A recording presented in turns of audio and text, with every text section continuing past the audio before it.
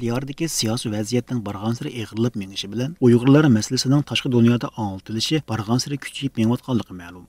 Bu munosabat bilan Uyg'urlar diyoridagi eng yuqori pallaga chiqqan qattiq kontrolliq hamda etnik va milliy madaniyatning yo'qotilishiga norozilik bildirish yuzasidan Uyg'ur xonim qizlarini asos qilgan bir ovoz bir qadam namoyishi 15 mart kuni dunyoning har qaysi joylarida, jumladan Amerika, Yevropa va Avstraliyada taqdim boshlandi. 14 davlatdagi 17 shaharda o'zligidan tashkillangan bu faoliyatning Amerikadagi qismi BDTning Nyu-York shahridagi bosh shtabi oldida o'tkazildi. Atgan soat 10dan boshlab 10dan 20dan top-top bo'lib yig'ilishgan Uyg'ur jamoati biror soatga qolmay BDTning Nyu-York shahridagi bosh shtabi yonida haybatlik bir namoyishchilar to'pini hosil qildi. Boshlariga ay yulduz naqshlik yog'liqlarni, bo'yinlariga ay yulduzlik sharpalarini artishgan yuzlagan Uyg'ur xonim qizlari to'pning oldida bir ovoz bir qadam namoyishining plakatlarini va shuar taxtalarini ko'tarishib saf tuzgan edi. Ularning orqasida bo'lsa, ayollar bilan birga kelgan erlar va ko'plagan yosh yigitlar ularga yo'lak bo'lib turmoqda edi. Namoyishchilar to'pida ko'zga chalaqadigan sanjoq-sanjoq ay yulduzli ko'k bayroqlar namoyishning hayvatini texmo oshirmoqda edi. Namoyishchilar sepining eng oldida qo'ldagi ay yulduzli bayroqni egiz ko'tarib o'ri turgan Rabiya Qodir xonim doimgidek tetik ko'rinadi. Biz uningdan bugungi xonim qizlar namoyishining nima sababdan tashkillanganligi haqida so'raganimizda Rabiya Qodir xonim Uyg'ur jamiyati uchrayotgan ichinishli reallikning Uyg'ur onalarini o'rnidan dast turishga majburlaganligini ta'kidlab o'tdi. Muşu Amerika'nın hamma shtatlaridan ve hatta Kanada'dan, dünyanın hamma yeridan kelib qatnashdi bu namoyishga 300 dan ortiq qarindoshlarimiz bu namoyishga keldi. Hamma yerda bugungi kunda mana 15 mart kuni biz birlikda bayrog'imizni, ko'k bayrog'imizni ko'tarib, Sharq Turkistonning mustaqilligi uchun vaqiravatimiz, Xitoyning chiqib ketishi uchun vaqiravatimiz va Xitoy hukumatining bizning lagerdagi qarindoshlarimizni qo'yib berishi uchun sadarimizni anglatvatimiz. Boshlar kechichi uxlamay kelganlar. Kechilab kelib, bugun Birlashgan Davlatlar oldida mush kichik bolalari bilan onalar Kızlar. Atgan soat 11da Uyg'ur yoshlaridan iroda Qashqarga so'zilib, bugungi faoliyatning rasmiy boshlanganligi jakarildi. I feel so lucky to be among women who have gotten together to begin the One Voice, One Step initiative that brought us here. Uyg'urlar to'liq qiyin vaziyatga duch kelayotgan bir tarixiy bosqichda bu qitimqi namoyishning tegishli o'zgarish paydo qila olishiga ishonganligini bildirdi. First, we have two poets work together and create incredible poems for us today. Shuningdan keyin Uyg'ur yoshlaridan Hoji Nur so'zilib, har xil sabablardan bugungi namoyishga kelanmagan Uyg'ur xonim qizlarga vakolatan "Ah, singillarim" nomli she'rni deklamatsiya qildi. My dearest sister, it's been a long time since I've seen your face, felt mother's embrace, set foot in my birthplace. I came to this land of the free. Bu şehirde Uyg'urlar diyordaki yepak tarbiyalash markazlariga yig'ilgan ota-onalarning, bo'libmi erlarning ko'pligidan igi chaqsiz qolgan Uyg'ur ayollari va qizlarining hasrati to'liq jonliq aks ettirilgan edi. Our mother used to beg to keep us fed. The pencils and books she bought so we'd be well read. The values. Bu qitimqi namoyish faoliyatiga ishtirok qilgan yoshlardan Aydin Anvarmi orqadan so'z qildi. My name is Aydin Anwar and I'm an Uyghur born and raised in the US. I am proud to be standing here in front of the UN today, representing the Anwar o'zining ta'sirli nutqi orqali Uyg'urlar diyorining qisqacha tarixini, shuningdek Xitoy hukumatı mazkur rayonni ishg'ol qilib olgan 1949-yildan buyon bu joyda Uyg'urlarning milliy kimligi, diniy kimligi va milliy madaniyatini yo'q qilish uchun Uyg'urlarga qarata irqiy tozalash yurgizayotganligini qisqa va tushunishli qilib bayon qilib berdi. Chinese government has subjected the Uyghur people to systematic forms of cultural genocide and ethnic cleansing. Shuningdan keyin Dunyo Uyg'ur qurultayining oliy rahbari Rabiya Qodir xonim so'zga chiqib, Uyg'ur yoshlarining navbatdagi Uyg'ur da'vosi uchun qilayotgan fidokorligidan to'liq suyunganligini alohida ta'kidlab o'tdi.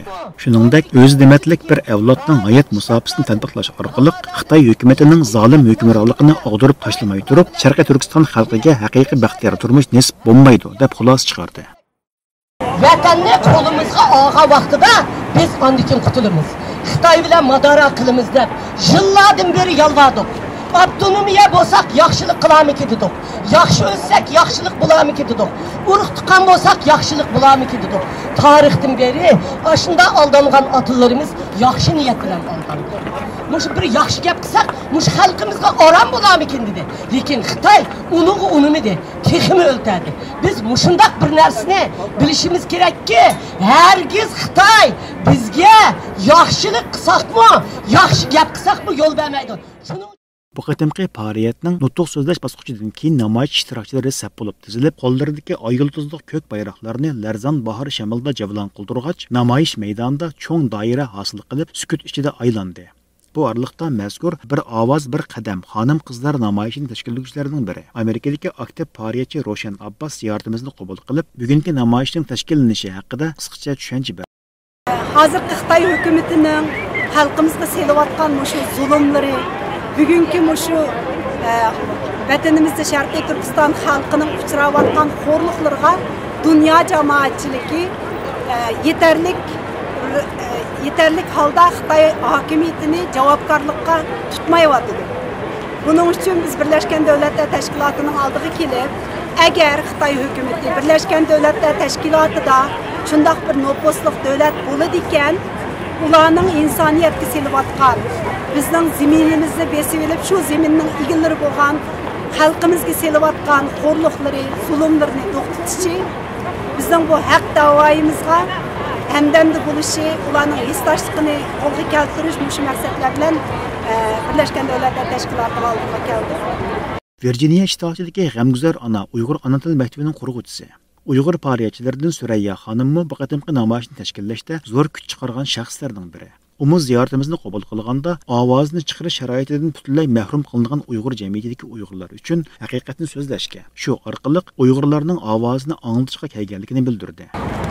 Bizning bugun bugungi yig'ilishimizning asosli sababi biz vatandagi bo'layotgan nurg'un boshqa nimalar, kelayotgan zulmlarni ota-onalarga, bolalarga, ziyonlarimizga, o'qituvchi, ishchi, xizmatchi, hatto dehqon, butun Sharqiy Turkistonningki har bir shahridan, har bir yesidan o'layotgan, turmalarga ilinayotgan, tarbiyalash markaziga yig'ilingan Uyg'urlarning ovozini anglatish uchun biz 2-3 oy burun maxsus mushu Birlashmiş Davlatlarning oldida bir ovoz, bir qadam bilan o'zimizning butun g'azab nafratini, Xitoyga bo'lgan g'azab nafratini bildirib, Sukutdagi namoyish jarayonida Uyg'ur faoliyatchilar BDT bosh kotibiga yo'llangan arz xatiga imzo qo'ydi hamda birlikda BDT binosiga berib, mazkur xatni qandoq qilib tegishli o'rinlarga yetkazib berish haqida so'zlashdi.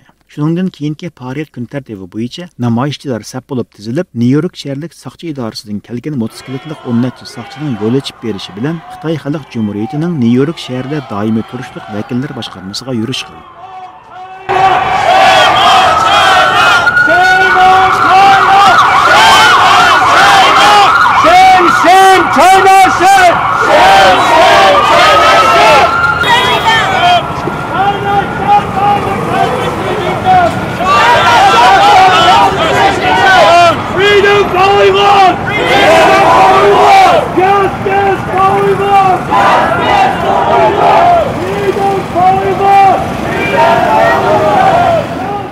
Asosliq ko'chalarni aylanib chiqqandan keyin namoyishchilar Xitoy Xalq Jumhuriyatining Nyu-York shahrida doimiy turishliq vakillar boshqarmasi oldiga to'plandi.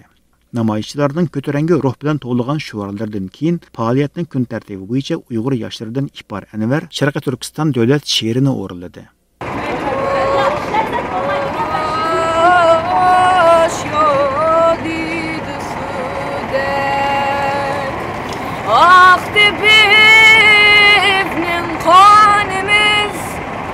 Sen için ey yurdumuz olsun fida bu canimiz. Uning mikrofonsiz o'rinlagan naqsh sadosi namoyish uchun yig'ilgan kishilarning yurak torlarini chekdi. Shuningdan keyin Ipar Anvarning boshlamchiligida ko'pchilik yana bir qatim g'azabli shuvar sadosi bilan bino oldidagi maydonni larzaga keltirdi.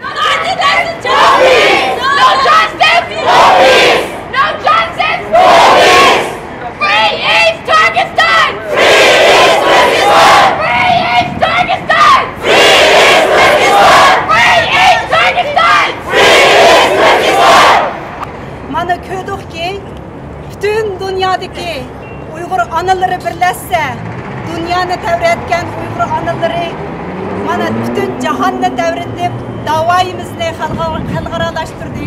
Tashkilotlarimiz qilib kelayotgandek, liderlarimiz qilib kelayotgandek, bu da'vo davom qiladi.